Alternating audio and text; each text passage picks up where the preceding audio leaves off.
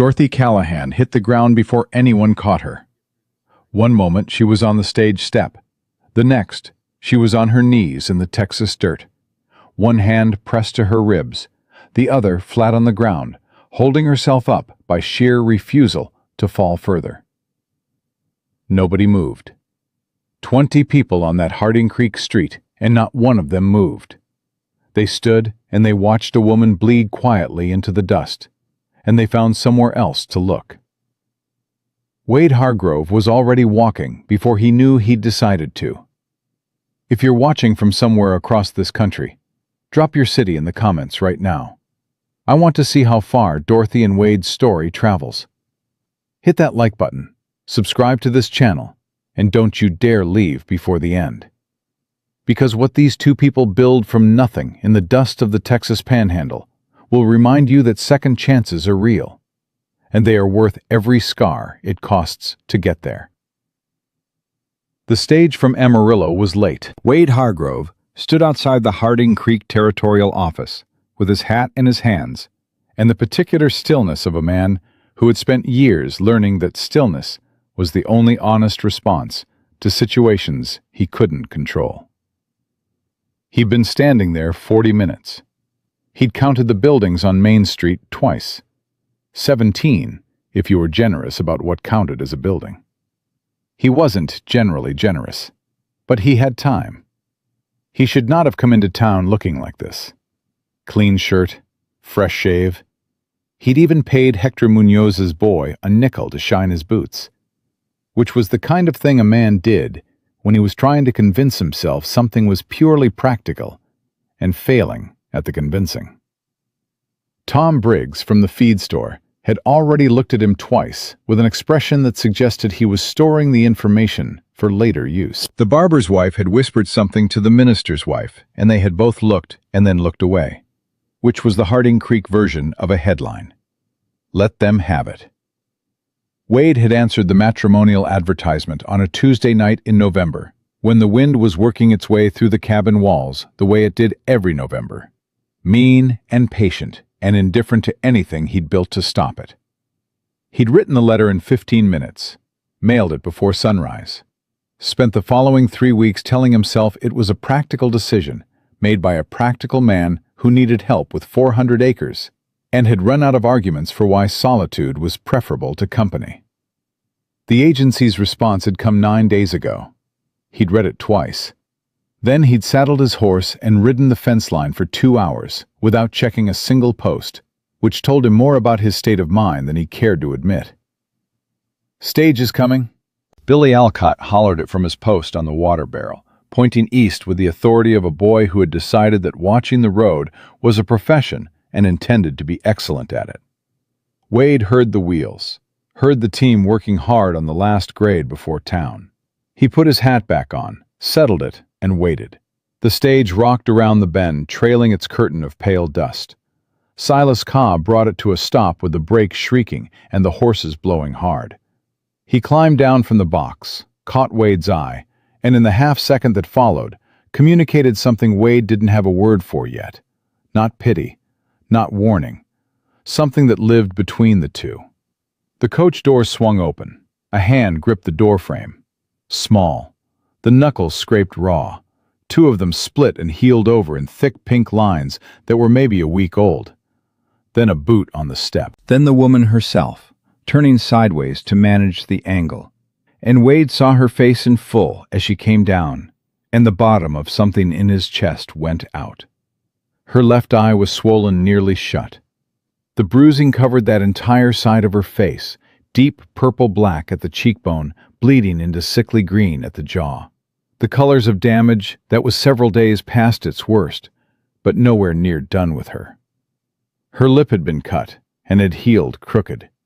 She held her left arm tight against her ribs with the careful discipline of someone who had calculated exactly how much movement she could afford and was spending it deliberately. She stepped off the final step and her leg buckled. Not all the way. She caught herself, one hand going to the coach wheel, and brought herself back upright in the single motion that was so fast and practiced it was clearly not the first time she'd done it. She straightened. lifted her chin, looked at the street in front of her with eyes that were doing rapid, experienced work, counting exits, reading faces, cataloging threat. Nobody on that street moved toward her. Mabel Briggs pulled her daughter physically sideways. The barber turned back to his customer. Two cowboys outside the saloon found something interesting to study in the middle distance. Billy Alcott, 8 years old, and not yet taught that looking away was the respectable thing, stared with open, uncomplicated concern from his water barrel. 20 people, not one step forward. Wade covered the distance in 10 strides. "Ma'am?" He stopped in front of her, not too close, and removed his hat. "I'm Wade Hargrove." She turned to the sound of his voice and looked at him directly. Her good eye was gray-green, the color of the sky about an hour before weather arrived. She was running some fast and private calculation behind it. "Mr. Hargrove." Her voice was level, educated. Whatever it was costing her to make it level, she was paying it. "I'm Dorothy Callahan." She paused a half-beat. "I apologize for the—" She stopped herself mid-sentence. Reset. "I'm Dorothy Callahan." That stopped sentence landed on Wade like something physical. The instinct so deep it had almost finished itself. Apologizing for being hurt, in public, in front of a stranger she'd never met, for the crime of arriving damaged. She'd caught it, but it had been there. "No apology needed," he said. "Are you hurt anywhere that needs a doctor today?" "No doctor." Fast, certain, pre-decided. "All right." He didn't push it. "Trunk?" "Only the bag." She held up the carpet bag in her right hand. Left arm stayed where it was, guarding those ribs. Silas Cobb materialized at Wade's elbow and held out a sealed envelope without ceremony or explanation. Wade took it. Cobb looked at Dorothy Callahan for exactly 1 second with an expression that contained something that might have been shame if he'd let it finish forming, then turned and climbed back to his box. "Wagons across the street," Wade said. "Whenever you're ready." He didn't offer his arm. Every instinct said to. Western courtesy, basic human decency. But he'd been reading people for a living for 11 years. And what he read off Dorothy Callahan in that moment was that a stranger's touch, even a careful one, would cost her something she couldn't afford to spend in public. So he walked beside her instead. Close. Ready. Giving her the 30 feet to his wagon on her own terms. She made every step, climbed up herself, right hand on the side rail, breathing through her nose on the step that required her to raise her left arm. Settled onto the bench and put her hands in her lap and looked straight ahead. Wade untied the horses and they moved. Harding Creek fell behind them. The land opened up the way Texas land did, flat and enormous and indifferent. The sky taking up 3/4 of everything. He waited until the last building was out of sight before he broke the envelope's seal. 1 page. A woman's handwriting, precise and unhurried. Mr. Hargrove. By the time you read this, you will have seen Mrs. Callahan's condition. I will not soften what I have to tell you. She came to our bureau 6 weeks ago, having left the Callahan family household in St. Louis under circumstances she described as no longer survivable. Our physician examined her on arrival and documented his findings in full. I have those documents. The man responsible is her father-in-law, Harlan Callahan, a person of considerable commercial standing in Missouri. He has contacted this bureau twice since her departure, framing his inquiries as concern for a grieving widow's stability.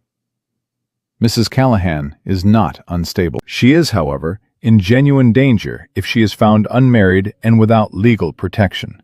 She cannot go back. She has no family. She has $43 and what fits in one bag. She is 28 years old, and she is one of the most quietly courageous people I have encountered in 14 years of this work.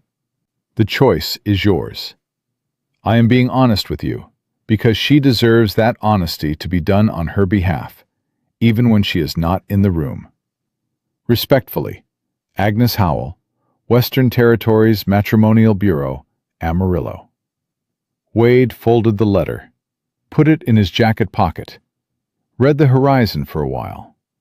Beside him, Dorothy Callahan sat with her hands in her lap and her eyes forward, and said nothing. It wasn't the quiet of someone waiting for permission.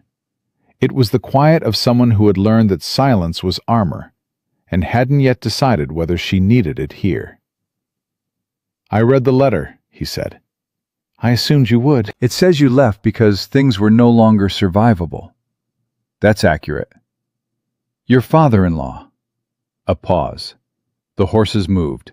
The grass moved in long, slow waves. "Frank died 2 years ago," she said. The facts worn smooth from repetition. The way grief became a road you'd walked so many times, you stopped seeing what was on either side of it. "Fever. 9 days. Harlan told me at the funeral that Frank had died with debts, that the property was held in Harlan's name and always had been." She stopped. "He told me I was welcome to remain in the household, in a management capacity." He meant unpaid. He meant something he had full legal authority over. She said it with the flatness of a woman who had run out of the energy required for bitterness and arrived somewhere quieter and more dangerous on the other side of it. "Harlan Callahan has never struck a woman in anger. He's very precise about that. He doesn't lose his temper. He reduces you, slowly and carefully over time. Controls what you eat and who you speak to. Has his physician certify in writing that you're showing signs of grief-induced instability when you push back. It's methodical." Her jaw was set hard. "The bruises are from the night I told him I had contacted the Matrimonial Bureau."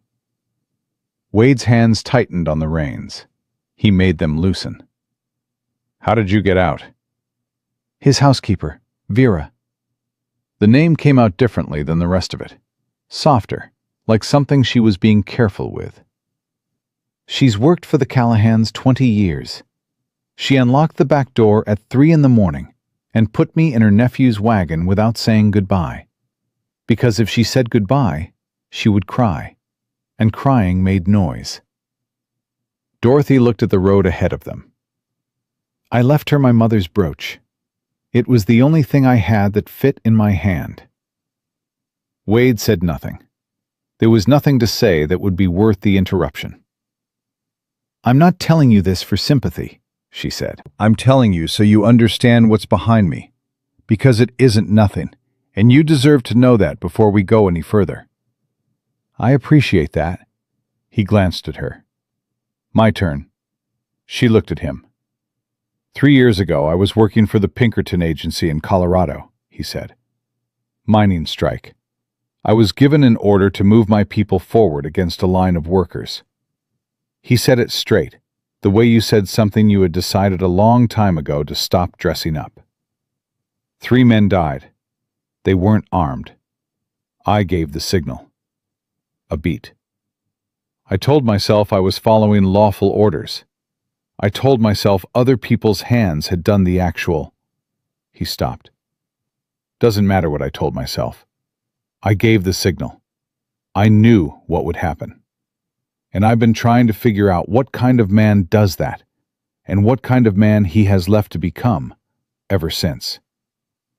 Dorothy was quiet for a long moment. "Why are you telling me that?" she said.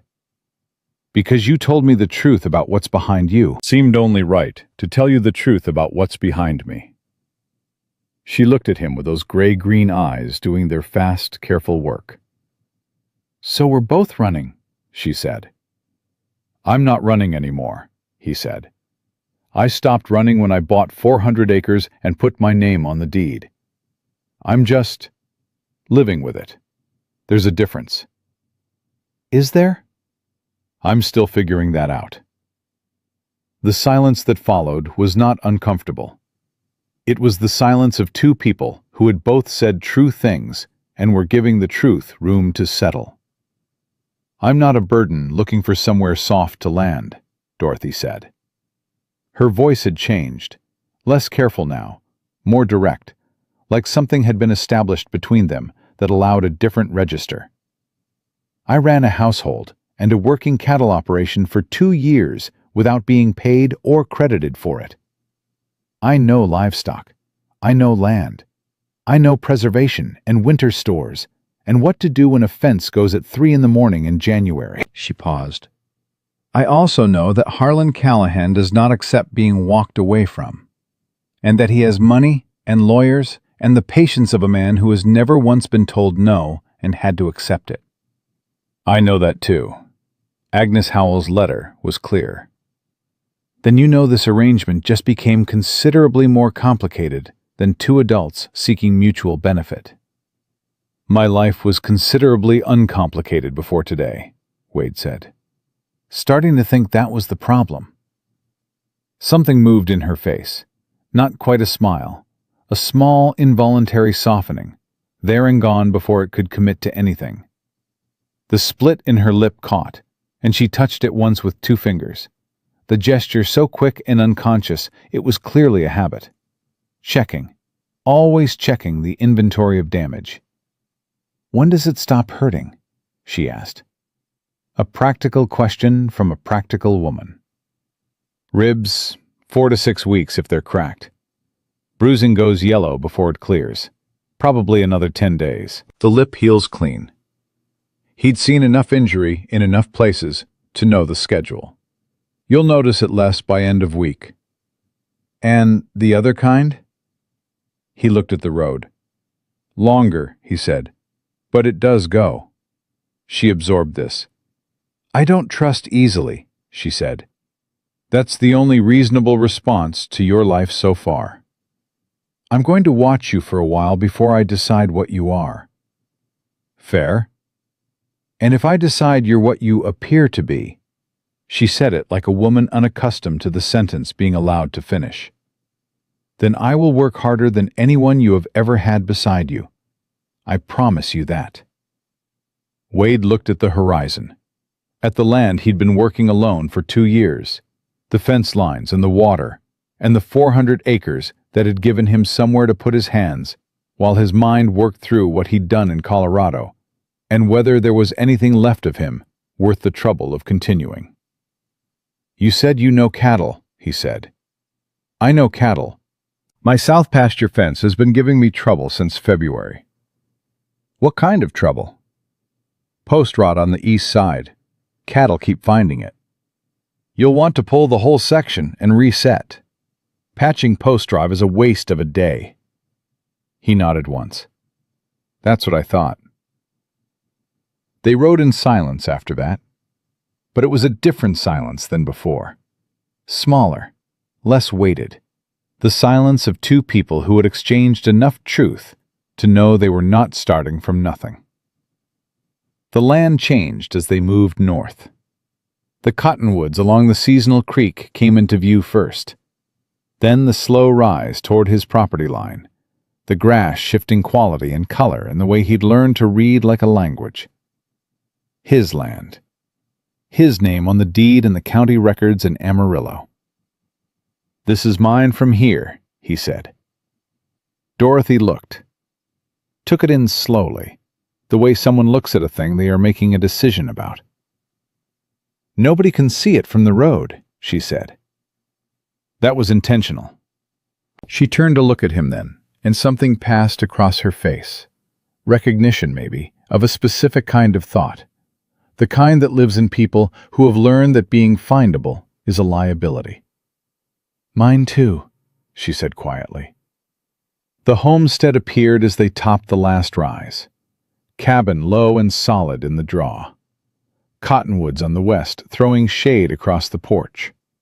Barn set back 30 yards, weathered gray but sound.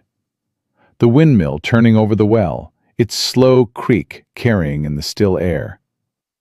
The kitchen garden plot unworked since October, going to weeds, waiting.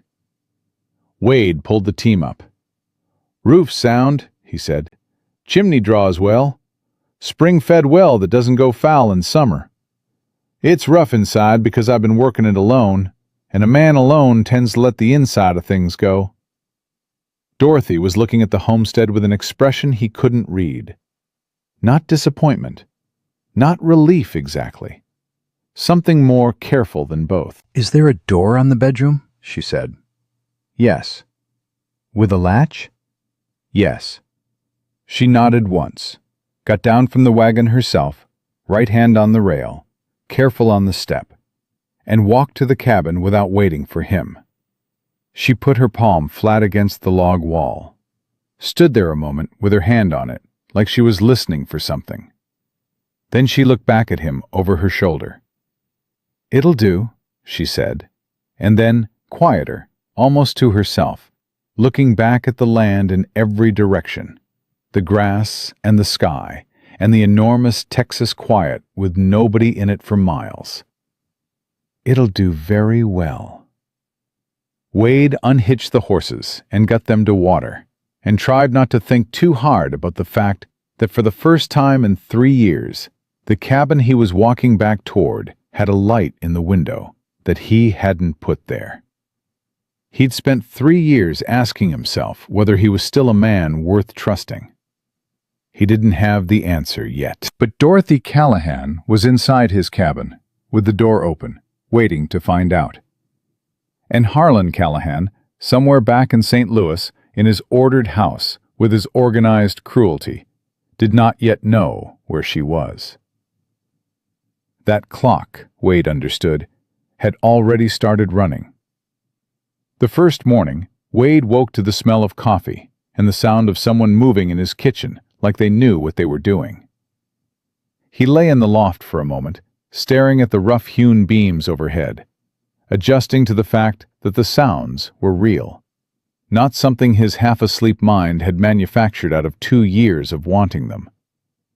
Real footsteps, real fire crackling in the stove, real coffee, strong enough to announce itself through the loft boards. He came down the ladder quietly and found Dorothy Callahan standing at his stove in her gray dress, her dark red hair already pinned up, turning salt pork in the iron skillet with the focused economy of someone who had been cooking over fire for years and had never once thought of it as anything other than work that needed doing. She didn't startle when she heard him. She just said, without turning around, "I found eggs. I hope that's all right. And your coffee tin was almost empty, so I used what was left. You'll need more before the week's out." "I was going to say the same thing," Wade said. "There's a crack in the south wall of your barn, low on the left side as you go in, about a foot long. It'll let in water when the spring rains come." He stopped midway through pulling on his boots. "How do you know about the barn?" "I was up at 5. I walked the property." She turned then, holding the skillet, and looked at him with those gray-green eyes that were already busy with the day. The bruising had darkened overnight, deep purple spreading further along her jaw than it had appeared yesterday, and she was holding herself with that same careful rationing of movement. But her eyes were clear and awake and entirely her own. "Your east fence line has 3 posts that need resetting, not just the south pasture. And your garden plot is workable. The soil's good under the weed cover. You've just been neglecting it." "I have been neglecting it." "I'm not criticizing. I'm making a list." She put the skillet back on the heat. "Sit down. Food's ready." Wade sat down. He couldn't remember the last time someone had told him to sit down in his own kitchen, and he'd simply done it. They ate in a silence that wasn't quite comfortable yet, but wasn't strained either. It was the silence of 2 people who had agreed on something significant the day before, and were now in the business of figuring out what that agreement looked like when translated into the ordinary minutes of a day. Wade watched Dorothy eat, with the focused attention of someone making sure a meal was real and present in front of her, not taking it for granted, not rushing. She ate everything on her plate. "How long since you ate properly?" he asked. She looked up. Is it that obvious? You ate like a woman who's been rationing. Something moved across her face. Harlan controlled the household accounts, she said, including what was purchased for the kitchen, including portions. She said it plainly, without drama, the way you state a fact about weather or terrain. I learned to make a small amount cover a long way. Wade put his fork down carefully. That won't be a problem here. I know. She looked at him steadily. I know it won't. That's the first thing I decided about you this morning. What else did you decide? She considered the questions seriously. Which he was already learning was what she did with questions. She didn't deflect them, and she didn't rush them. That you work this place alone because you choose to, she said. Not because you have to. You could hire a hand. You have enough operation here to justify it. But you don't. She tilted her head slightly. Same reason I walk the fence line at 5 in the morning. Easier to see the shape of things when nobody's watching you look. Wade picked up his fork again. What's the verdict? The shape of this place is a man who works hard and doesn't quit, she said. But who's been doing everything himself for so long, he's stopped seeing what he's missing. A pause. That's not a criticism either. I didn't take it as one. She almost smiled. Then she stood, took both plates, and began washing them with her right hand, her left arm still held against her ribs. Stop, Wade said. I'm fine. You're favoring your left side harder than yesterday. Sit down and let me do that. I've been managing my own pain for 2 years, Mr. Hargrove. I don't need... Wade. She stopped, looked at him. We're sharing a kitchen, he said. You called me Wade yesterday in the wagon. I'd like you to keep doing that. A beat of silence. I called you Mr. Hargrove just now without thinking, she said slowly. Harlan required formal address from everyone in the house at all times. It was one of his... She stopped, set the plate down. Wade, she said his name like she was testing the weight of it. The dishes can wait, but I want you to understand something. I'm not going to stop working because something hurts. If I stop every time something hurts, I'll stop permanently. And that is not something I'm willing to do. I'm not asking you to stop, he said. I'm asking you to let someone else carry the part you can't right now. There's a difference. She looked at him for a long moment. Then she sat back down. All right, she said. But I want that understood as a temporary arrangement, not a permanent one. It's understood. He washed the dishes. She watched the window. Outside, the morning light was moving across the land the way it did in early spring in Texas, low and golden, and completely serious about its business. Tell me about the cattle operation, she said. How many head, what pastures, how you've been rotating? So he told her, and she listened the way people listen when they actually intend to use the information. Asking specific questions at specific moments, not polite questions, but precise ones. The kind that revealed she already understood the structure of what he was describing and was filling in gaps, not building from nothing. When he mentioned the south pasture fence problem, she nodded. Post rock comes from water pooling at the base, she said. Frank's family ran Herefords in Missouri on wet ground. I fought that same problem for a full season. You need to grade the soil away from the base when you reset, not just pull and replant. I was planning to do it flat. Then you'll be resetting again in 3 years. How do you grade it? She told him, precisely and practically, with the kind of specificity that only came from having done it wrong once and right once and knowing the difference. Wade listened and understood that whatever Agnes Howell's letter had said about Dorothy Callahan's courage, it had left out that she was also deeply competent, and that the competence was something she had built herself, the hard way, from years of doing work she wasn't given credit for. He spent the morning on the fence line. She had insisted she was coming. He had told her she was not going to be riding across rough pasture with cracked ribs 2 days off a stagecoach. They had negotiated, which Wade was already learning was what happened when two people who were both accustomed to being right disagreed about something. The negotiation ended with Dorothy staying at the homestead and organizing the root cellar, which she had described as a disaster when she'd inspected it that morning. "It's not a disaster," Wade said. "You have last year's seed potatoes in the same section as this year's turnips," she said. "It's a disaster." He rode out to the south pasture and spent 4 hours pulling bad posts, grading soil, and resetting with fresh timber he'd been storing in the barn for this purpose. Hard work. Physical work. The kind that quieted everything in a man's head except the immediate problem in front of his hands. He was grateful for it. He had too many things in his head that needed quieting. Chief among them was the letter. Not what it said, what it meant. Harlan Callahan was a man with money and lawyers and the patience of someone who had never had to accept no. He would look. He was probably already looking. The matrimonial bureau in Amarillo had been careful. Agnes Howell had said so. But careful only went so far, against the kind of money that could hire 4 investigators and offer a reward, and simply wait until one of the 4,000 small ways a person left a trace in the world produced a result. Dorothy had said Harlan did not accept being walked away from. Wade had known men like that, had worked alongside them, had, he acknowledged to himself with the honest portion of his thinking, been contracted by men like that in his Pinkerton years, and had done their business without asking too many questions about who was being protected and who was being kept in line. He had been good at his work. That was the part that stayed with him in the dark.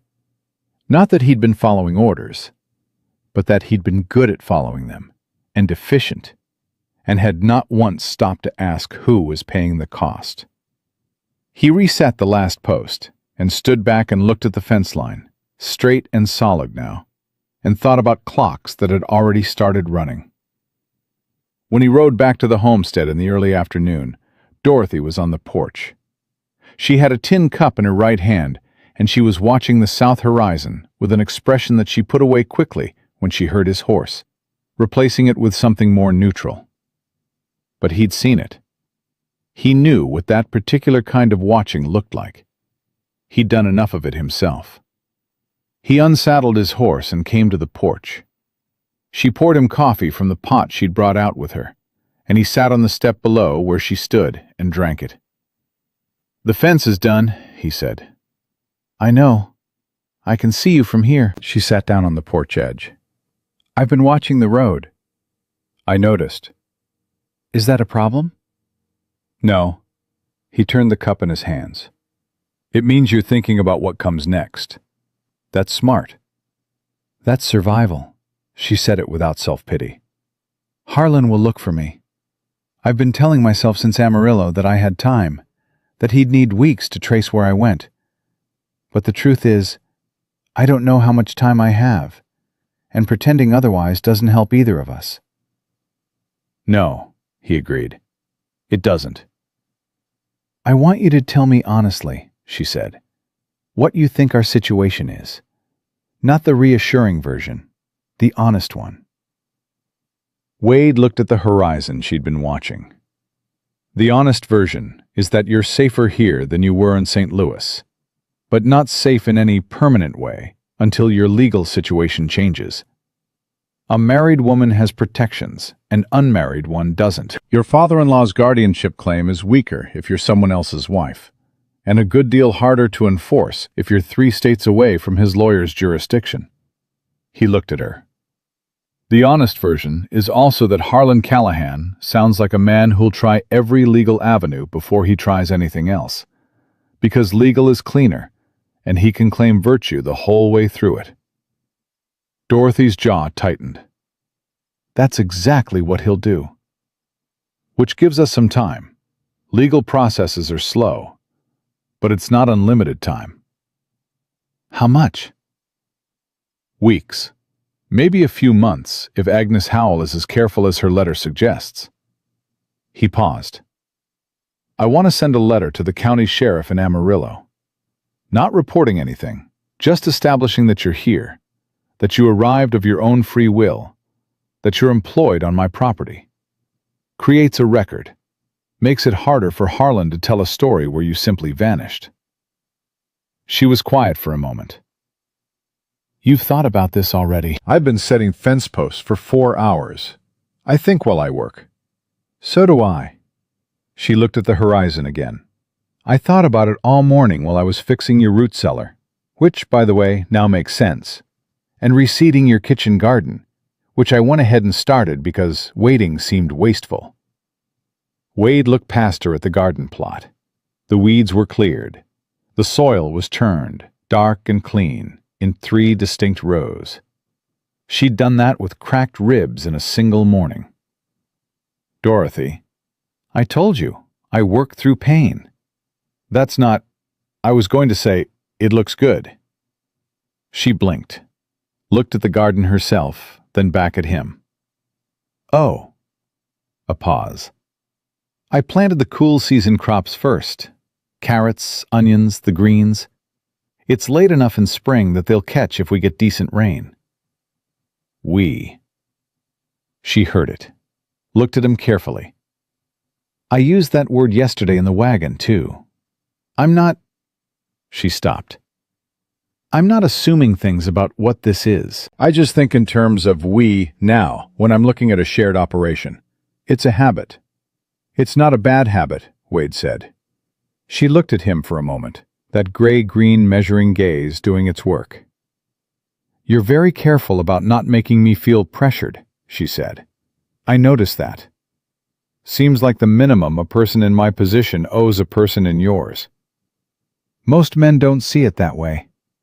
Most men didn't spend a decade watching people with power tell themselves it was care, he said quietly.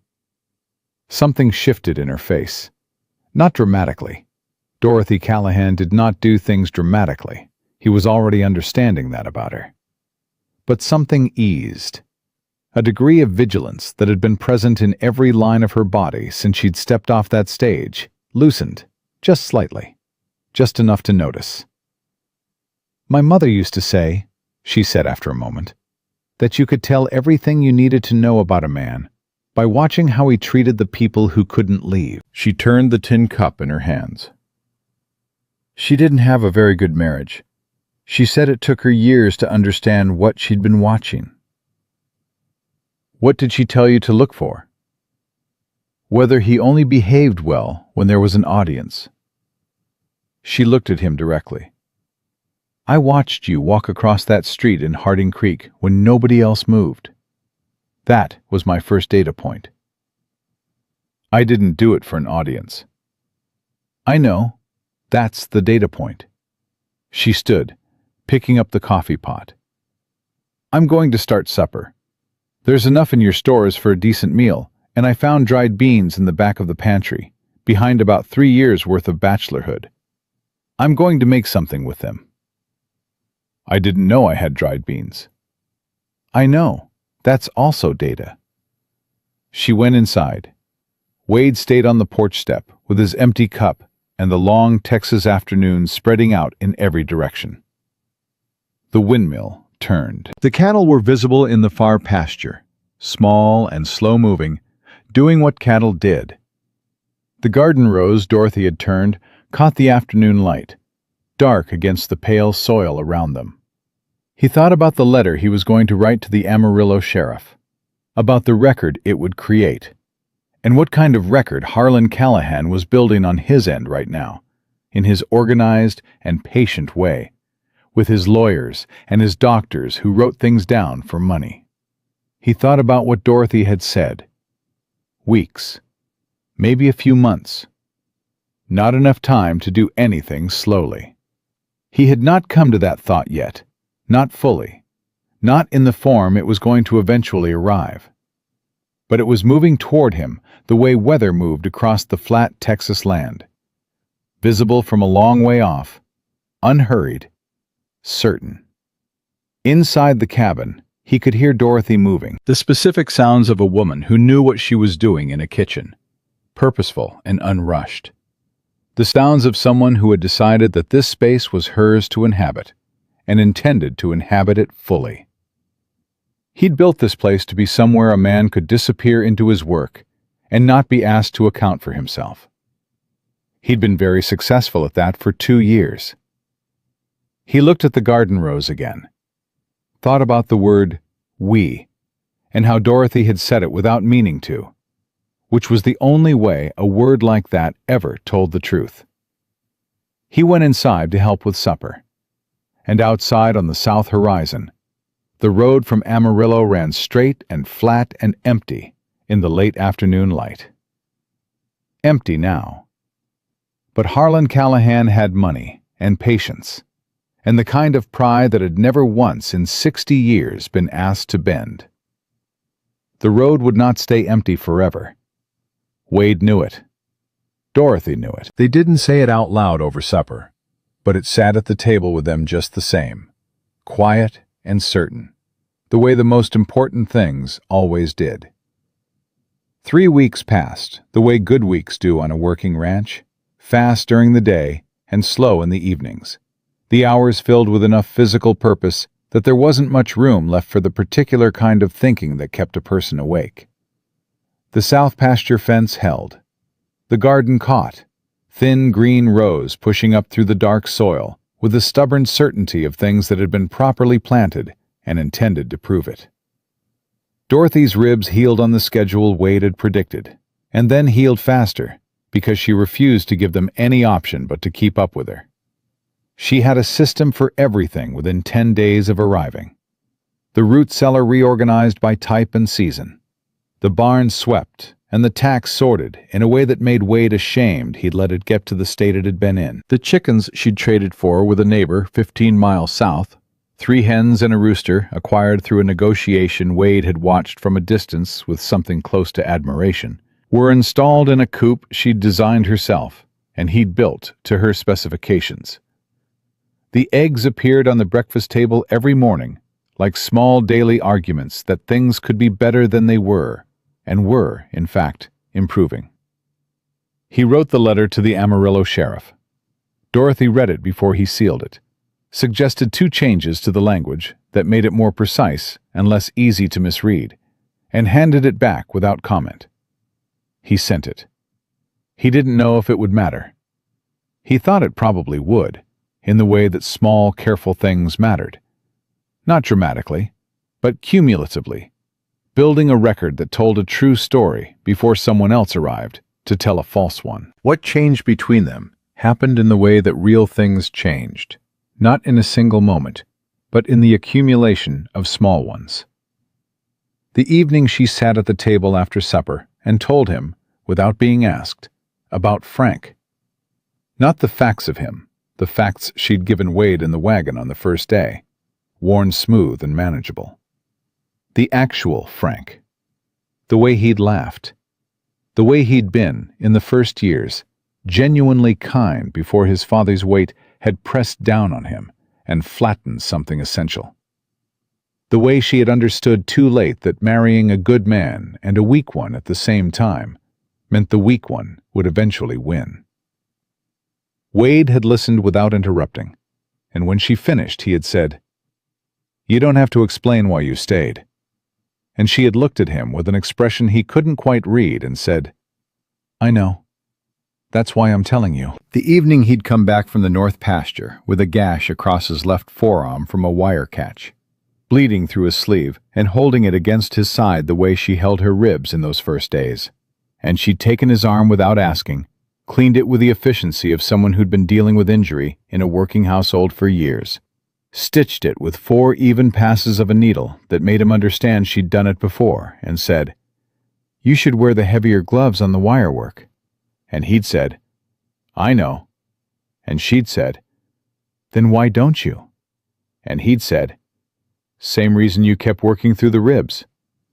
And she'd paused with the needle still in her hand and looked at him and almost laughed. Almost. She was getting closer to it. The almost laughs were coming more frequently, less controlled, more real. He was keeping count without meaning to. The morning she'd been up before him again, and he'd found her not in the kitchen, but on the porch, standing still, with both hands wrapped around her coffee cup, and her eyes on the south road, with that particular quality of watching that was different from ordinary watching. Waiting watching. The kind that came from having learned that what you didn't see coming was always what hit you hardest. "Bad dream?" he'd asked. "No," she'd kept her eyes on the road. "I woke up thinking about something Vera told me once. She said Harlan always knew where the people who worked for him were, that he made it a point to know, that he said knowing where your people were was the foundation of good management." A pause. "She said it the way you say something that sounds reasonable until you hear yourself saying it."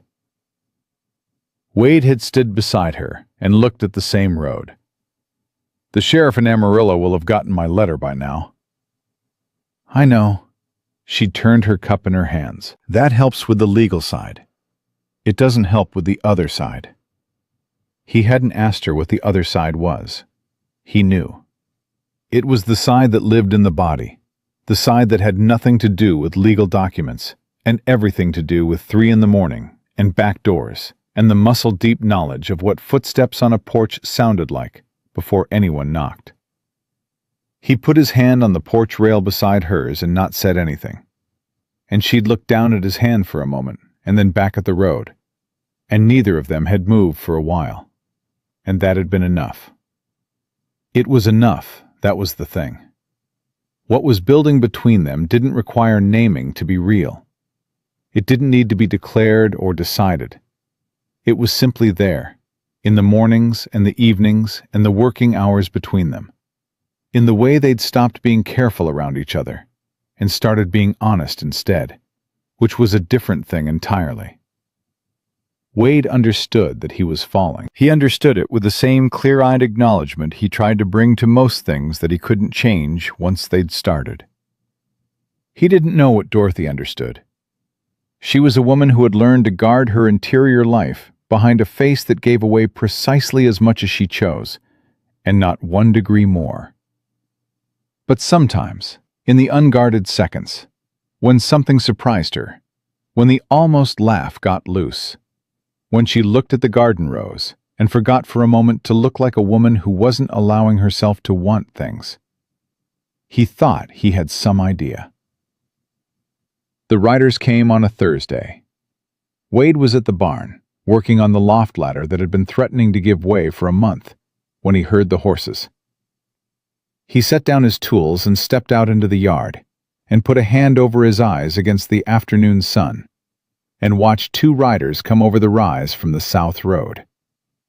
They weren't the same men who'd have come for Lillian Harper in Montana. These were different and somehow worse. Not hired range detectives with weather-beaten faces and practical eyes, but men in city clothes made deliberately practical.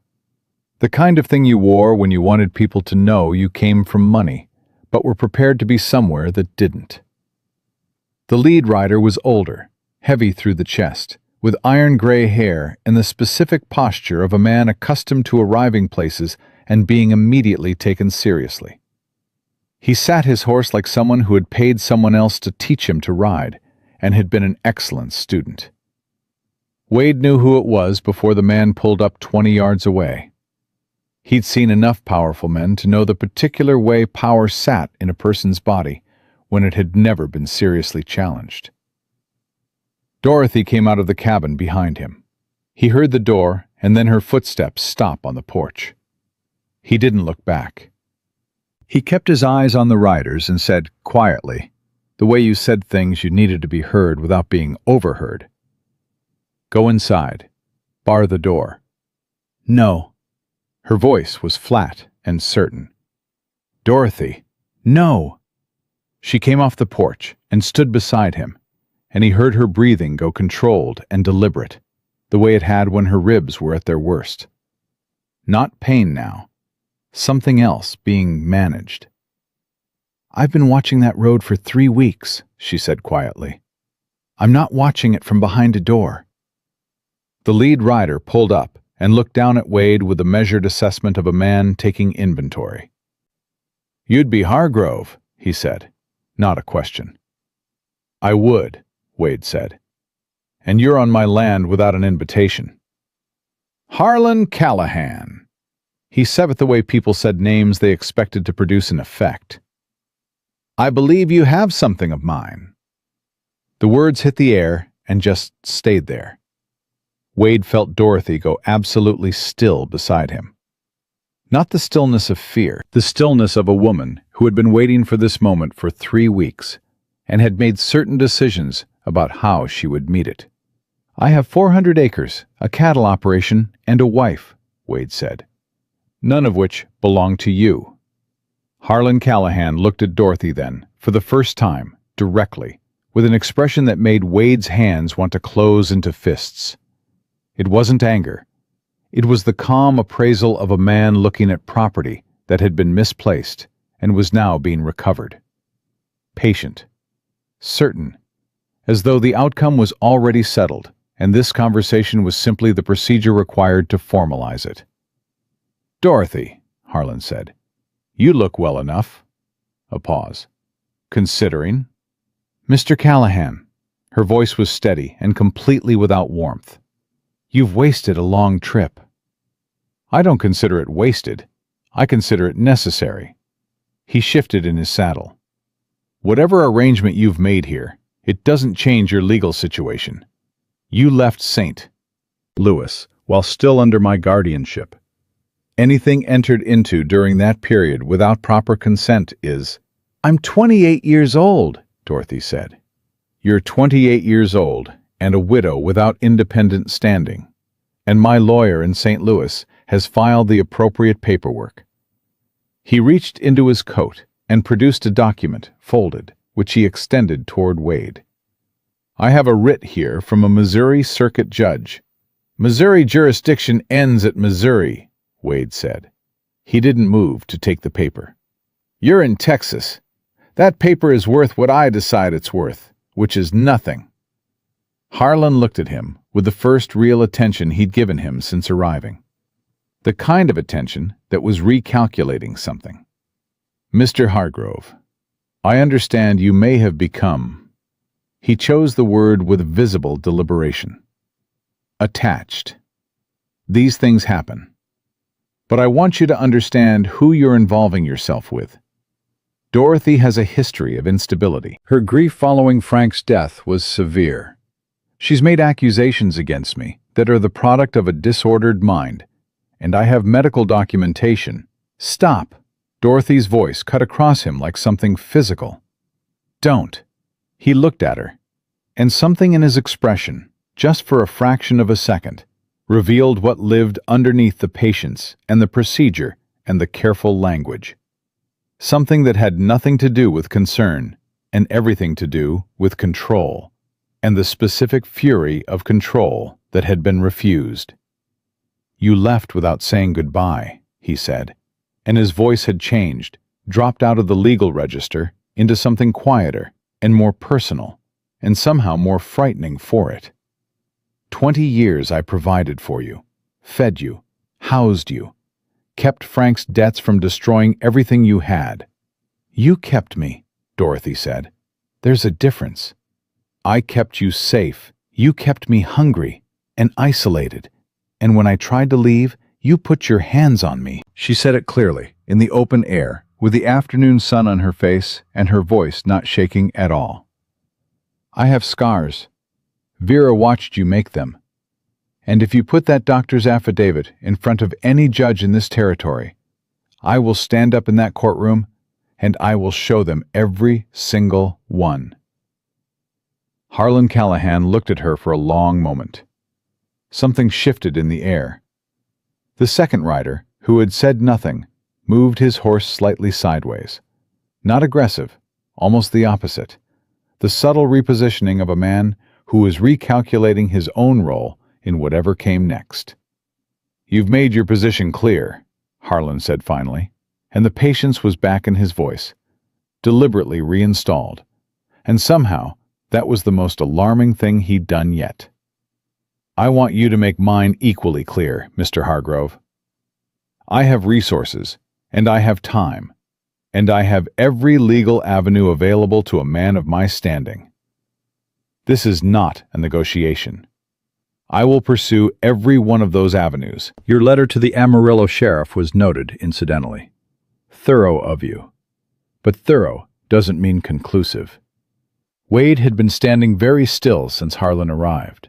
The stillness he'd learned in 11 years of Pinkerton work.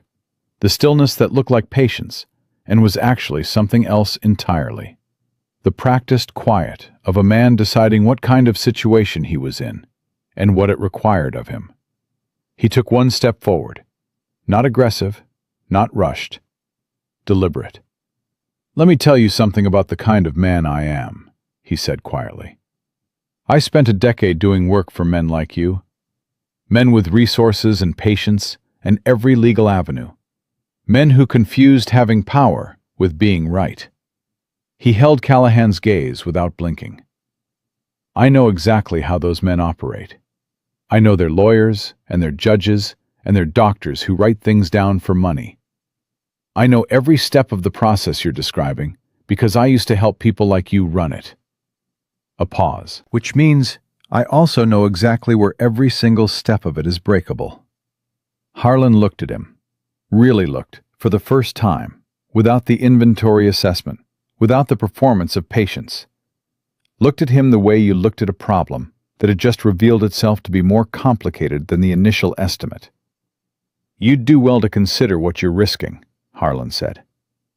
"I'd do well," Wade agreed, "but I've made worse decisions and survived them. The difference is, those decisions cost other people. This one is mine to make." He let that land. "Dorothy is my wife. She is on my land. She is here of her own free will. If you have a legitimate legal claim, you can file it with the Harding Creek Court, and I will respond to it through the appropriate channels. And we will see what a Texas judge thinks of a Missouri writ and a paid doctor's affidavit when Dorothy stands up in that courtroom and shows what I imagine she said she'd show." The second rider looked at Harlan. A look that communicated something Wade read clearly. They hadn't expected this. Hadn't expected Wade specifically. Hadn't built this version of the situation into their planning. Harlan refolded the document, put it back inside his coat with the careful movements of a man maintaining composure through an act of will. "This isn't finished," he said. "I know," Wade said, "but today it is."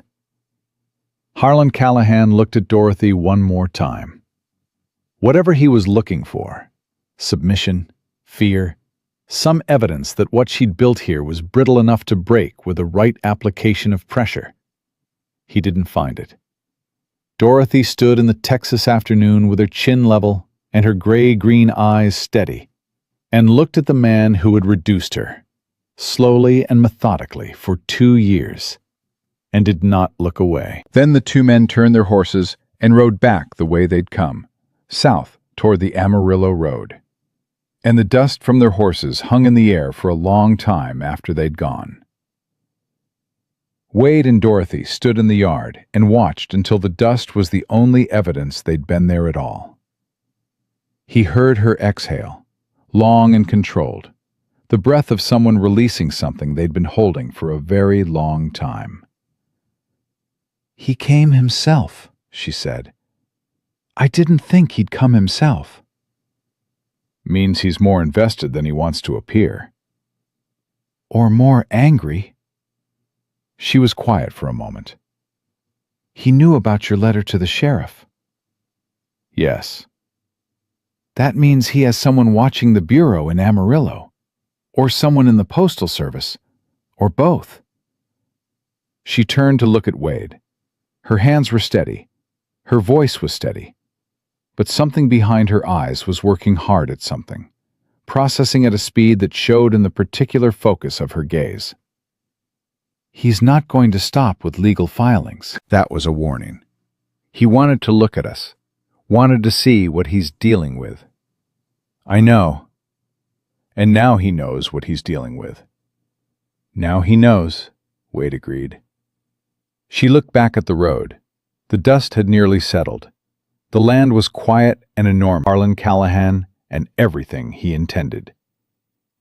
I wasn't afraid, she said, as though she was reporting on something that surprised her. When I saw him come over that rise, I thought I would be. I've been afraid of that man for 2 years. I've been afraid of the sound of his footsteps in the hall. I've been afraid of his voice. She touched her jaw once, unconsciously, where the bruising had been. Faded now, mostly gone. But when he was standing there in front of me, I wasn't afraid. I was angry. That's progress, Wade said. She turned to look at him, and this time the almost laugh actually arrived. Brief and disbelieving, shaken loose by something she hadn't expected to feel. Exhausted and fierce and real, all at once. That is the most understated thing you've ever said, she told him. I'm a fairly understated person. I've noticed. She looked at him steadily. Wade, what did you mean when you said you know where every step of his process is breakable? He met her eyes. I meant what I said. I know you meant it. I want to know what it means. He looked at the road one more time, at the empty space where Harlan Callahan had been, and the much larger empty space where he was going, and the certain knowledge of what that space would eventually produce when a man with resources and patience and a specific kind of pride that had never once been made to bend decided that warnings hadn't been sufficient. It means, Wade said, that we need to move faster than he does, and that I have some letters to write tonight. He went inside. Dorothy stood in the yard for one more moment, looking south, and then she followed him. The door closed, and outside, the Texas evening came on slow and enormous, the sky turning colors that had no names, and the road from Amarillo lay flat and empty and patient in the fading light, the way a thing lies quiet before it moves. Wade wrote 4 letters that night. Dorothy sat across the table from him and read each one before he sealed it, making the same precise corrections she'd made to his letter to the Amarillo sheriff. A word changed here, a clause restructured there, the kind of edits that came from someone who understood that language was not decoration, but architecture, and that the wrong word in a legal document was a door left unlocked. The first letter went to a man named Curtis Briggs in Denver, no relation to Tom Briggs at the feed store, who had been the best contract lawyer Wade had known during his Pinkerton years, a man who had made his reputation finding the precise places where powerful men's legal arguments fell apart. Wade had done work for Curtis Briggs 3 times. He had also, once, refused a job Briggs brought him that he'd understood halfway through the briefing was about intimidation rather than legitimate recovery. Briggs had respected him for the refusal in the specific way that careful men respected other careful men, quietly, and with the understanding that the respect might be useful later. Later had arrived. The second letter went to a woman named Margaret Aldous in St. Louis, who ran a boarding house for working women and had, over 20 years, accumulated a detailed and entirely unofficial knowledge of which men in the city's commercial class had trouble keeping their hands to themselves. Wade had crossed paths with Margaret Aldous twice in his Pinkerton years, once as an adversary and once as an ally. And he trusted her the way you trusted someone who had beaten you fairly, completely and without illusions. The third letter went to Agnes Howell at the Western Territories Matrimonial Bureau in Amarillo, asking specifically about Vera, Dorothy's housekeeper, and whether there was any means of reaching her or establishing communication. The fourth letter was the one Dorothy watched him write most carefully. It was addressed to the Harding Creek Courier, which was what Harding Creek called its weekly 4-page newspaper, and it was a simple, factual statement of public record. That Wade Emmett Hargrove, rancher, of the Hargrove property north of Harding Creek, had been lawfully married to Dorothy Ann Callahan of St. Louis, Missouri, on such and such a date before such and such a judge, and that Mrs. Hargrove was residing on the property and engaged in its operation, and that any person with legal business regarding Mrs. Hargrove should direct that business through the Harding Creek Court, rather than arriving unannounced on private land. Dorothy read it twice. "You're making it public," she said. "Harlan's strategy depends on ambiguity," Wade said. "On there being questions about your status, your state of mind, whether your marriage is legitimate. A public record in the local paper is not a legal document, but it's harder to argue with than a filing. It means people here know who you are and why you're here before his lawyer can show up and tell them a different story." She was quiet for a moment. "He'll know we're not hiding." "We're not hiding." "I don't want to hide." He looked at her. "Do you?" She thought about it with the seriousness she gave everything. "No," she said. "I'm done with hiding. I spent 2 years trying to make myself small enough that Harlan would stop noticing me, and all it did was make me smaller." She looked at the letter. "Send it." He sealed it and set all 4 envelopes in a row on the table, and they looked at them together for a moment, the way you looked at decisions you'd committed to before the consequences had fully arrived. "Curtis Briggs," she said. "You trust him?" "I trust his self-interest. He's built a career on winning cases other lawyers won't touch, because the opposing party has too much money. Harlan Callahan is exactly the kind of case that makes Curtis Briggs's reputation." He paused. "I also trust that he owes me a fair hearing. After that, it's his professional judgment."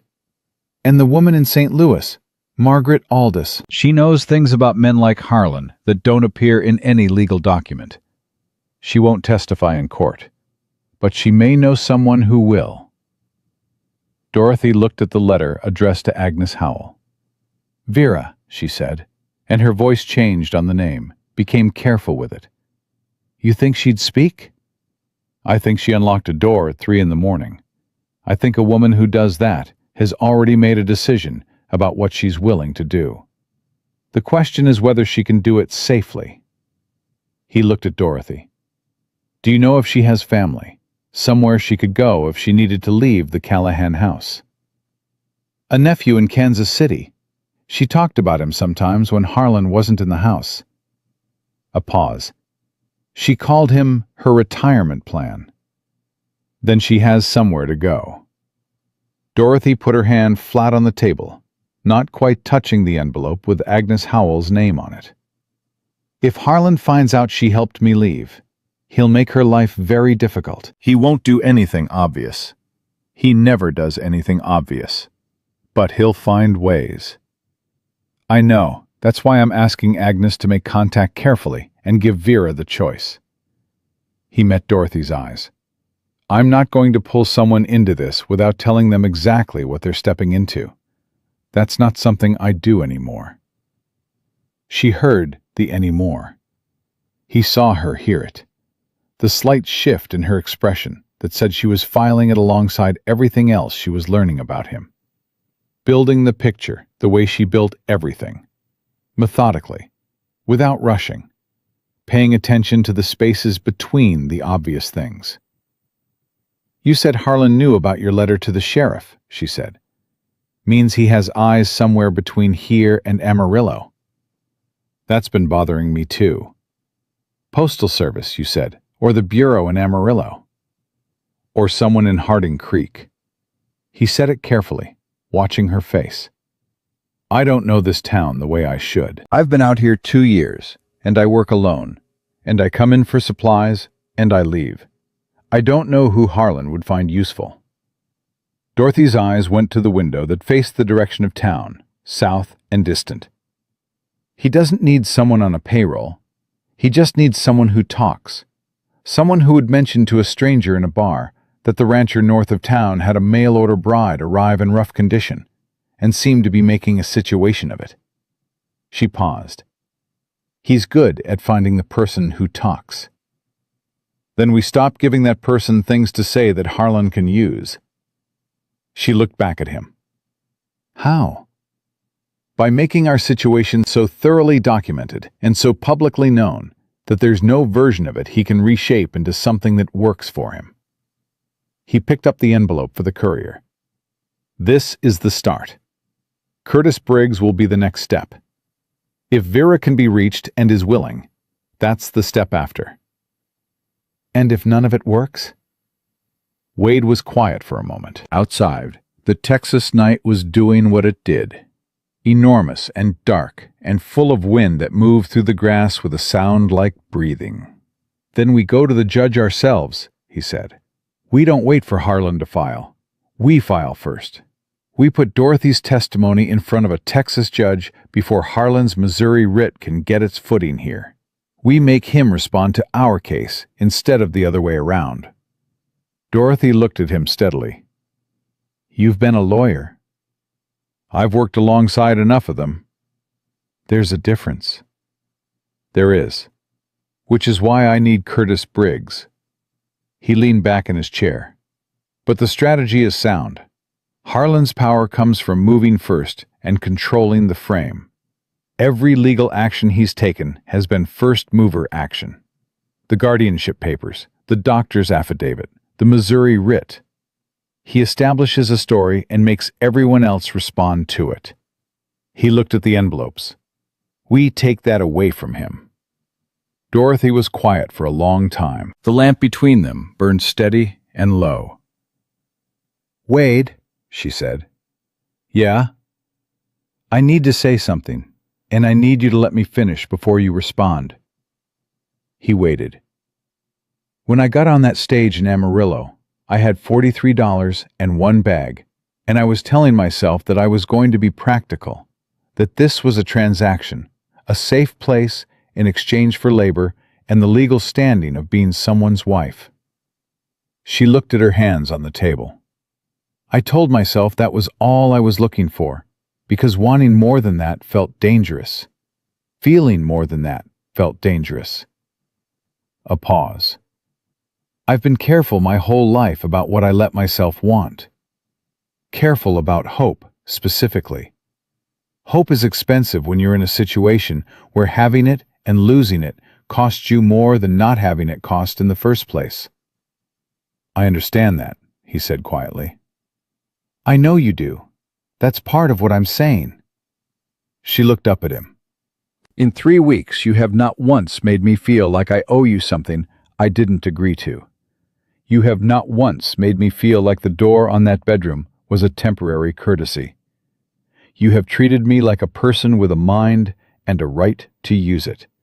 And you have been honest with me about yourself in ways that cost you something to say out loud. She paused. That's not a transaction. That's something else. The lamp flame moved in a breath of air. Dorothy, let me finish. She said it gently but firmly. I'm not telling you this because I think you need to know it. I'm telling you this because I've been walking around with it for 10 days, and holding it in is starting to cost me energy I need for other things. A small exhale, something between exasperation and honesty. I'm not afraid of this, of whatever this is. I was afraid of everything for 2 years. And I am specifically not afraid of this. And that seems important enough to say out loud. Wade looked at her across the lamp, at the woman who had cataloged her father-in-law's cruelties with the flat precision of someone who had learned that the only way to survive a thing was to see it clearly, who had rebuilt her body and remade his root cellar and planted a garden with cracked ribs and negotiated for chickens from a neighbor 15 miles away, and stood in the open air in front of the man who had broken her jaw and had not looked away. I'm not afraid of it either, he said. I've been less careful about that than I meant to be. Less careful how? I started caring about whether you slept, whether you ate enough, what you thought about the East Fence situation. He looked at the table. I notice when you're watching the road. I notice when the almost laugh gets loose. I've been counting them. She blinked. You've been counting my almost laughs? 4, he said. In 3 weeks. That one just now when I said Harlan's visit was progress was the 4th. She looked at him for a long moment, and then something happened that hadn't happened yet in 3 weeks. She laughed. Actually laughed, fully, without catching it, without the split lip to stop it, without the careful architecture of control managing the expression before it could commit. It was brief and real and slightly disbelieving, and it changed her face entirely into something that had nothing haunted in it at all. 5, she said when she got her breath. 5, he agreed. The night had gone quiet outside, the wind settling into its later, calmer register. The lamp burned between them, and the 4 envelopes sat in their row on the table, and the weight of Harlan Callahan and Missouri Ritz and the clock that was still running had not gone anywhere. But something had changed, and they both knew it, and neither of them was afraid of it. I should tell you, Dorothy said after a moment, that I don't know how to do this. Do what? Whatever this is, the choosing. I chose Frank because I was 23 and scared, and he was kind, and his family had standing, and marrying him seemed safer than not marrying him. She said it honestly, without self-pity. That is not a good basis for choosing. And afterward, I didn't choose anything for 2 years, because there was nothing to choose between. She looked at him. I don't actually know what it looks like to choose something because I want it. I'm not sure I do either, Wade said. I chose the Pinkerton work because I was good at it, and it paid well. And I didn't ask myself hard questions about it until I had to. He paused. First thing I chose for the right reasons was this land. Took me a long time to learn to choose like that. How did you know you were choosing right? He thought about it. When the thought of not choosing it felt worse than the fear of choosing it, he said. When I couldn't talk myself out of it with reasonable arguments. Dorothy was quiet. I can't talk myself out of this with reasonable arguments, she said finally. I've tried. So have I. Outside, the wind picked up again briefly and moved through the cottonwoods with that sound they made, the particular rushing whisper that Wade had stopped hearing 2 years ago and had started hearing again sometime in the last 3 weeks. I'm not asking you for anything tonight, he said. I want to be clear about that.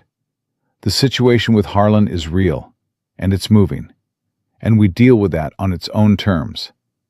Whatever this is between us, that's separate. It moves at its own pace. I know. She stood, carrying the lamp toward the bedroom, and stopped at the door. Wade. Yeah? You should know that the reason I came outside to stand beside you when Harlan arrived? She paused. It wasn't because I'm brave. It was because standing beside you felt safer than standing anywhere alone. And that felt important to understand about myself. She went into the bedroom. The door stayed open. Wade sat at the table for a while after. The 4 envelopes in their row, the lamp gone, the room in firelight only. The low, familiar light of a place he'd built for himself that had, without his planning it, become something larger than himself. He thought about Curtis Briggs and Margaret Aldis and Vera somewhere in St. Louis, with her nephew in Kansas City as her retirement plan. He thought about the Harding Creek Courier and the public record it would create. He thought about Harlan Callahan riding south toward Amarillo with his Missouri writ and his patience and the specific fury of a man who had looked at something he thought he owned and found it looking back. He thought about Dorothy saying the words, choosing right, and meaning them. Then a sound came up the road. One rider, moving fast. Not the measured pace of someone arriving, the urgent pace of someone coming with news. Wade had his boots on and was at the door before the rider pulled up outside. It was Billy Alcott, not the boy from the water barrel, his father, Thomas Alcott, who ran the livery in town and had no reason to be on the road north at this hour, unless the reason was significant. Hargrove! Alcott pulled his horse up, breathing hard from the ride. Telegram came in on the evening wire addressed to your wife. Postmaster said it was marked urgent. He held out the envelope. I figured you'd want it tonight. Wade took it. Thank you, Thomas. Didn't read it, Alcott said, but the postmaster did. Said you should know. It came from a law firm. Boston address. He turned his horse and rode back toward town. Wade stood in the doorway with the envelope in his hand. The cottonwoods moved in the wind. The cattle were quiet in the far pasture. I heard, Dorothy said from behind him. He turned. She was in the doorway, her hair loose, her arms crossed against the night cold, watching him with that gray-green gaze that missed nothing. He held out the envelope. She crossed the porch and took it, and opened it with steady hands, angling the paper toward the last of the firelight coming through the window. He watched her read it, watched her face. She read it once, then she read it again. When she looked up, her expression was something he hadn't seen on her face before. Not fear, not anger, not the careful, managed neutrality she'd arrived with 3 weeks ago. It was the expression of someone who had just seen the shape of the real fight, fully and clearly, for the first time. He's filed in federal court, she said. Interstate jurisdiction. She lowered the paper slowly. Harlan found a federal judge in Missouri. The filing claims I was taken across state lines under false pretenses. It claims our marriage is fraudulent. She paused. It claims you have a criminal history that renders you unfit. The Pinkerton file. The Colorado mine strike. 3 men. Wade's name in the company record as the agent who gave the order to advance. Harlan had found it. Dorothy was looking at him with steady eyes, and he understood that she was waiting for him to say something that was true. The Colorado record is real, he said. I told you what happened. I know what happened, she said. I know your version, and I believe your version.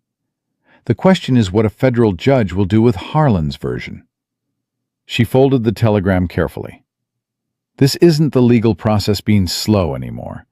This is Harlan finding the fastest way to the outcome he wants. She looked at him. We needed weeks. He's given us days. Wade looked at the road going south, dark and empty in the night. Curtis Briggs needed to move faster than Wade had asked him to. Margaret Aldous needed to find whatever she knew, faster. Agnes Howell needed to reach Vera, faster. And 2 people standing on a porch in the Texas dark needed to decide what they were willing to do and how quickly they were willing to do it. Come inside, Dorothy said. Her voice was calm and her eyes were clear. We have letters to rewrite. He followed her inside. The door closed against the Texas night, and in the cottonwoods, the wind moved through the branches with that sound that was almost like voices, steady and certain and refusing to be still. They rewrote the letters that night by firelight, Wade dictating and Dorothy refining, the 2 of them working at the table with the telegram from Boston open between them like a map of territory they were going to have to cross, whether they were ready or not. The letter to Curtis Briggs was rewritten first and most urgently. Wade told him everything. The Colorado file, the 3 men, the specific language of the Pinkerton record that Harlan's lawyers had clearly found and would use. He did not soften it or frame it favorably. He wrote it the way he had learned to write the things that mattered, which was straight through the center of them without flinching, because a lawyer who didn't know the worst of a case going in was a lawyer walking into an ambush. Curtis Briggs would either take this case knowing the full shape of it, or he wouldn't take it. And either way, Wade needed to know now, not after the federal filing had moved 2 steps forward. Dorothy watched him write that letter with the same steady attention she brought to everything. When he finished, she read it and made one change. A single sentence near the end that Wade had written as an explanation, and she rewrote as a statement of fact. The difference was small and exactly right. "You're better at this than you let on," he said. "I had 2 years of watching Harlan write letters," she said. "I learned what the ones that worked looked like."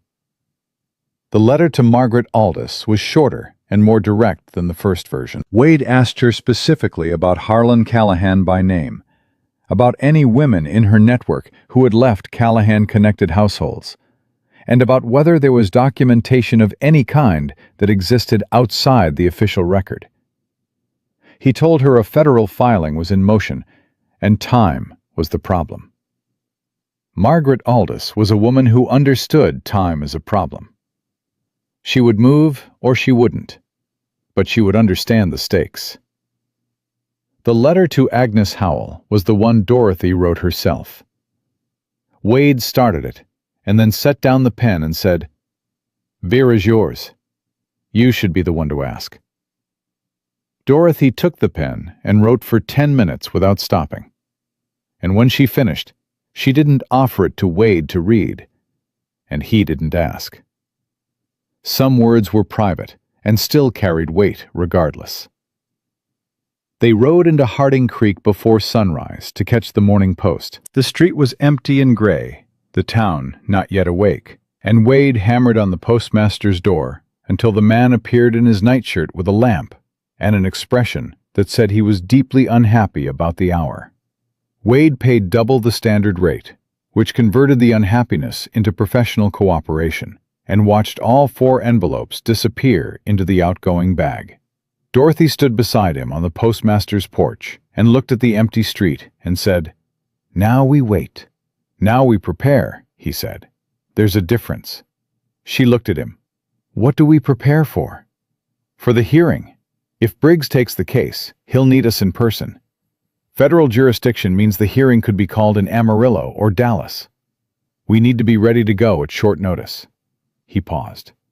"And we need to talk to Sheriff Whitmore here in Harding Creek before Harlan's lawyers do." They found Sheriff Cal Whitmore at his office at 7 in the morning, which was when he arrived every morning and when he left every evening. A man of such consistent habit that the town had stopped thinking of his schedule as a choice and started thinking of it as a natural phenomenon, like sunrise. He was 53, broad through the shoulders, with a gray mustache and the specific quality of patience that came from having seen enough of human nature to stop being surprised by it. Wade laid the situation out for him plainly, starting from Dorothy's arrival and ending with the federal filing, leaving nothing out that was material. Dorothy sat across from Whitmore and answered his questions directly and without elaboration, the way she answered all questions, with exactly what was asked for, and nothing performed around it. Whitmore listened to all of it. Then he sat back in his chair and looked at the ceiling for a moment, the way men looked at ceilings when they were running calculations they didn't want interrupted. "Federal filing is serious," he said finally. "I know," Wade said. "Means I can't just tell his lawyers to take their Missouri writ and their concerns back across the state line. Means there's a process I have to respect, whether I like it or not." He looked at Dorothy. "Mrs. Hargrove, that doctor's affidavit he has, the one saying you were unstable." "It's fabricated," Dorothy said. "The doctor examined me once, for 20 minutes, 6 weeks after Frank died, when I was actively grieving, and Harlan had just told me the property wasn't mine. I was not unstable. I was devastated. There is a difference." She held Whitmore's gaze without blinking. "I also have scars that predate any claim of instability. Physical evidence of what Harlan Callahan's management capacity looked like in practice." Whitmore held her gaze for a long moment. "I believe you," he said. Not with sympathy, with the flat, practical certainty of a man who had been reading people for 30 years and had made up his mind. "I'm going to make a call on the federal court in Amarillo this morning. Not on your behalf officially. I don't have standing to intervene in a federal matter. But I have a working relationship with Judge Elias Croft there, and I can tell him what the situation looks like from where I'm sitting." He picked up his pen. "Can't promise it moves the needle, but Croft is a fair man, and he does not appreciate having his court used as a tool for out-of-state grievance." "Thank you, Cal," Wade said. "Don't thank me yet." Whitmore pointed the pen at him. "That Colorado business. Pinkerton record." "Real," Wade said. "Exactly as Harlan's filing will describe it." "You have anything to say about it that a reasonable man would want to hear?" "I gave the order. 3 men died. I left the agency 2 months later, and I have been living with it since." He said it the way he'd said it to Dorothy in the wagon on the first day, straight and without dressing. "I'm not asking for absolution. I'm asking for a fair hearing." Whitmore looked at him for a long moment. "That's all any man can ask for," he said, and picked up his telephone. They rode back to the ranch in the early morning light, the land opening up around them in that way it had, enormous and quiet, and entirely indifferent to the federal court in Amarillo, and Harlan Callahan's lawyers, and the clock running underneath everything. The garden rows were visible from the road as they came over the last rise, dark and green and growing. Dorothy looked at them as they rode past, said nothing, but her shoulders, which had been set hard since the telegram arrived the night before, came down a degree. The response from Curtis Briggs arrived in 6 days. Not a letter, a telegram, which meant Briggs had read Wade's letter and made his decision fast, and wanted Wade to know it fast, which told Wade everything about how Briggs had assessed the situation before he'd even read the content of the message. It said, "Case accepted. Filing counterpetition, Federal Court, Amarillo, tomorrow. Need you and Mrs. Hargrove present Friday. Bring everything. C.B.C." Dorothy read it over Wade's shoulder. "Friday is 3 days," she said. "Then we have 3 days." She was already moving toward the bedroom to begin organizing what they needed. He watched her go and thought about what 3 days meant. 3 days to prepare testimony, to gather every document they had, to be ready to stand in front of a federal judge and tell the true version of a story that Harlan Callahan's money had been paying someone to tell a different way. He thought about the Colorado file, about what it would look like to a judge who was hearing it for the first time from Harlan's framing, before Wade had the chance to speak. About the 3 men, and the order, and the thing he had been carrying for 3 years that was about to be put on a table in a courtroom and examined by strangers. He thought about Dorothy saying, "Standing beside you felt safer than standing anywhere alone." He went to help her pack. They arrived in Amarillo on Thursday evening and found Curtis Briggs waiting for them at the hotel he had reserved. A small, wiry man with sharp eyes behind wire-rimmed glasses, who shook Wade's hand and then turned to Dorothy and said, "Mrs. Hargrove, I've been doing this work for 20 years, and I want you to know that the letter Agnes Howell sent to my office on your behalf is one of the most thorough pieces of character documentation I have ever read. You have allies you may not fully know about." Dorothy looked at him carefully. "What letter from Agnes Howell?" "Arrived 2 days ago. 8 pages. Briggs opened his briefcase and produced it, and Dorothy sat down in the hotel lobby chair and read it while Wade and Briggs stood and waited, and the evening traffic of Amarillo moved past the windows. Agnes Howell had written, in 8 careful pages, everything she knew about Dorothy Callahan's arrival at the Bureau, the condition she had arrived in, the physician's documentation she had insisted on completing before Dorothy left Amarillo, and the 2 contacts she had made on Dorothy's behalf in the weeks since. The first contact was with Margaret Aldous in St. Louis, who had confirmed through her network 3 women who had left Callahan-adjacent households in the past 5 years, citing what one of them called systematic and deliberate diminishment. None of them had documented anything officially. 2 of them were willing to provide written statements. One was willing to testify in person. The second contact was with Vera. Dorothy stopped reading when she reached Vera's name. Stopped for long enough that Briggs and Wade both looked at her. She kept reading. Vera had left the Callahan household 4 days after Dorothy's departure, when Harlan had made it clear, through a series of small and precise actions, that he understood she had been involved in Dorothy's escape and intended to make that understanding felt. Vera was currently in Kansas City with her nephew. She had taken with her, when she left, a small tin box she had been keeping in her room for 3 years. The tin box contained letters, 14 letters, written by Harlan Callahan to his personal physician in St. Louis, spanning the period of Dorothy's marriage to Frank and the 2 years following Frank's death. Vera had opened Harlan's mail on a Thursday morning 3 years ago, when the physician's response had arrived on a day Harlan was traveling. Read it, understood what she was reading, and made a decision. She had been making a copy of each subsequent letter ever since. She had never told anyone. She had been waiting, she told Agnes Howell, for a door that needed unlocking. The letters documented, in Harlan Callahan's own handwriting, his instructions to his physician regarding Dorothy's medical record, what diagnoses to assign, what language to use, what the physician should be prepared to certify if the situation required certifying. They were not the letters of a man acting out of concern.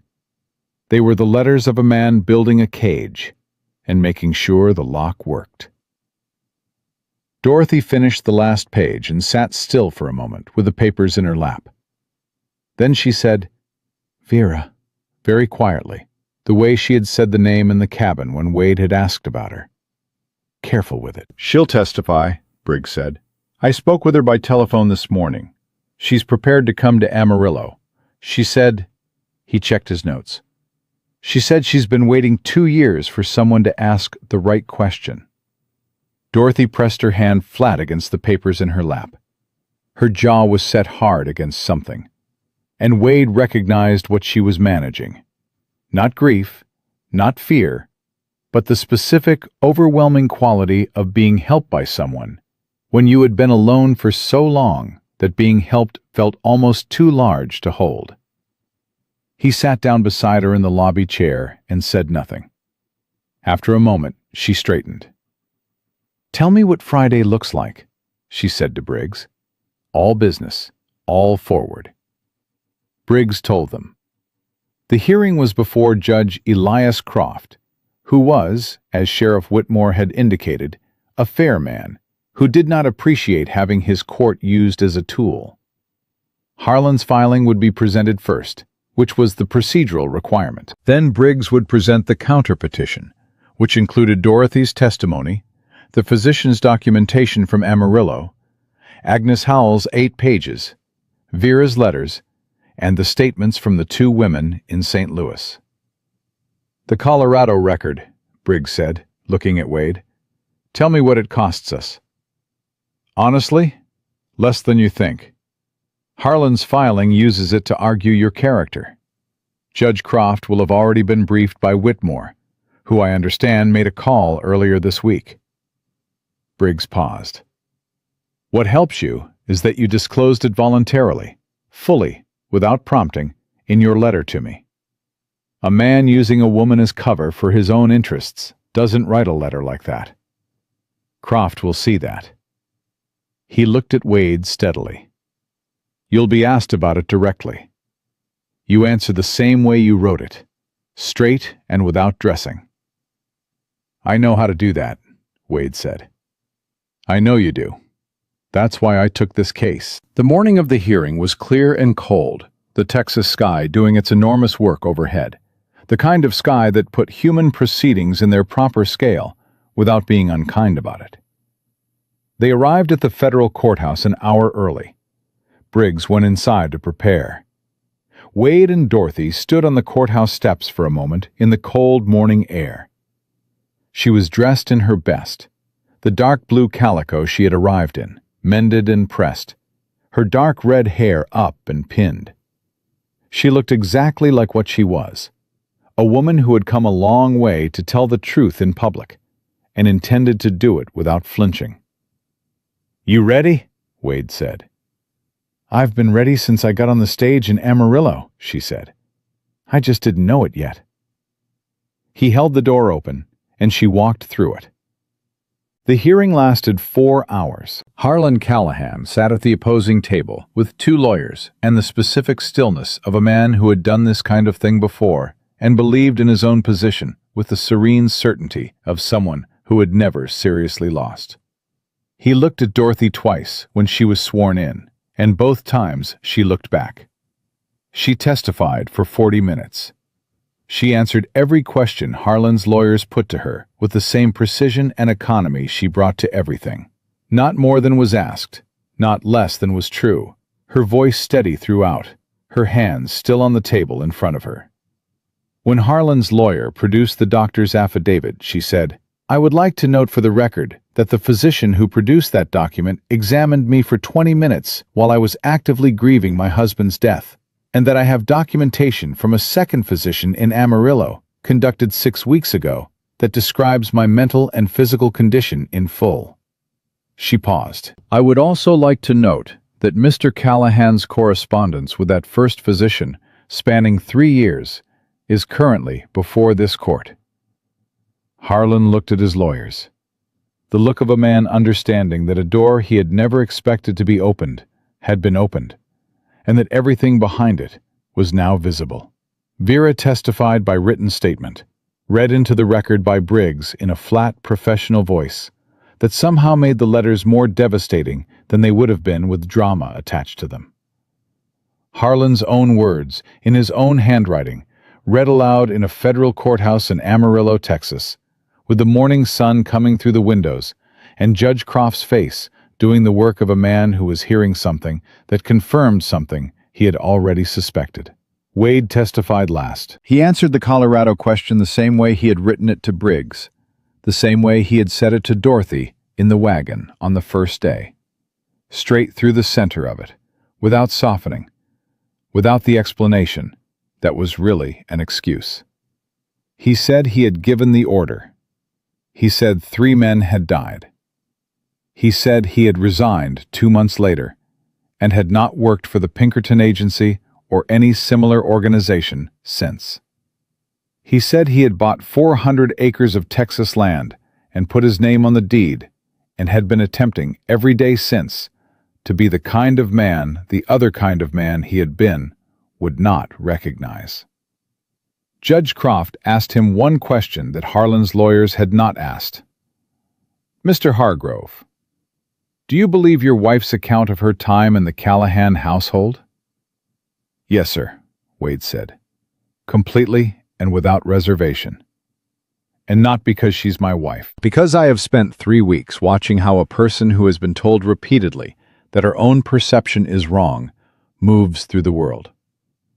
I have watched her relearn what it felt like to be right about things. And I have watched her stand in front of the man who did that to her and not look away." He paused. "I believe her because she is one of the most honest people I have ever known, and because the evidence in this courtroom is consistent with everything she told me from the first day she arrived." Croft wrote something down. The ruling came that afternoon. Harlan Callahan's federal petition was dismissed. The Missouri writ was found to have no standing in Texas jurisdiction. The guardianship claim was formally dissolved, the dissolution retroactive to Dorothy's 25th birthday, which had passed 3 years before her marriage to Frank, and which, the judge noted in language that was dry and precise and utterly final, should have terminated the guardianship entirely at that time, regardless of subsequent arrangements. The marriage of Wade Emmett Hargrove and Dorothy Ann Callahan was affirmed as legitimate, entered into freely, and recorded as such in the federal court of Amarillo, Texas. The judge looked at Harlan Callahan at the end and said, without particular emotion, "Mr. Callahan, this court is not a collection agency for arrangements that the other party has declined to honor. I would strongly advise you to spend your resources elsewhere." Harlan stood and buttoned his jacket and did not look at Dorothy. He walked out of the courtroom without a word, his two lawyers behind him, and the door swung shut. And that was the last time Dorothy Callahan Hargrove ever saw her father-in-law. She sat still for a moment after he left. Then she exhaled, long and slow, the way she had exhaled on the yard after facing him down 3 weeks ago. And this time, there was nothing left on the other side of it but air. Briggs shook their hands, gathered his papers, made 3 efficient remarks about follow-up documentation, and was gone. The courtroom emptied. Croft had already returned to his chambers. The building went quiet around them. Dorothy and Wade sat alone in the federal courthouse in Amarillo, with the afternoon sun falling through the tall windows and the ruling on the table between them. And neither of them said anything for a while, because there was too much to say, and no order in which to say it. And both of them understood that some things didn't need saying to be fully understood. Dorothy picked up the ruling and folded it carefully and put it in her bag. "Vera is in Kansas City," she said finally. "I know. I want to write to her.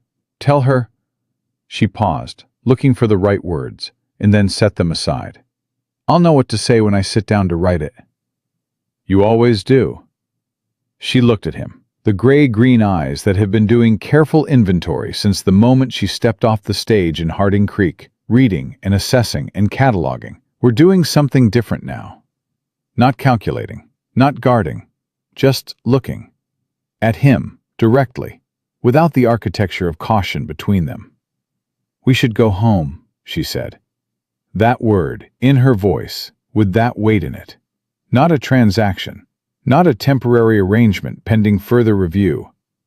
Home. The specific home that was 400 acres of Texas land, with a spring-fed well, and a garden she had planted, and chickens she had negotiated for, and a south pasture fence she had told him to reset properly. "Yeah," he said, "we should." They rode north out of Amarillo in the late afternoon, with the sky going enormous and golden behind them, the land flattening into the familiar open distance of the Panhandle. The horses moved at their own pace, and neither of them hurried them. They had been hurrying toward this for weeks, and their hurrying was finished, and there was no urgency left in the world, except the good kind, the kind that came from heading toward something instead of away from it. Somewhere north of the city, when the road was empty in both directions, and the land was doing what land does at the end of a clear day in Texas, Dorothy reached across the space between their horses and took his hand. Not carefully, not tentatively. The way you took something that was yours. He held on. They came over the last rise in the last of the light, and the homestead lay below them in the shallow draw, the cottonwoods dark against the sky, the windmill turning, the lamp they'd left burning in the window, sending its small, steady light out into the gathering dark. The garden rows were invisible in the dusk, but he knew they were there, growing in their patient way, doing what properly planted things did when they'd been given good ground and enough light, and someone who intended to come back to them. Dorothy looked at it for a moment from the rise, the way she had looked at it on the first day, with the same assessment, the same careful inventory. But the thing she was looking for was different now, and what she found was different too. "Second chances," she said quietly, almost to herself. Not a question, not a wish. A statement of fact about what they had built and what it had cost and what it was worth. "Second chances," he said. She looked at him, and he looked at her. And between them was everything that had happened since the stagecoach door opened on a street in Harding Creek, and a woman hit the ground in the Texas dust, while 20 people looked the other way, and one man didn't. They rode down toward the light. They were home, chosen, earned, and entirely their own. and they did not look back.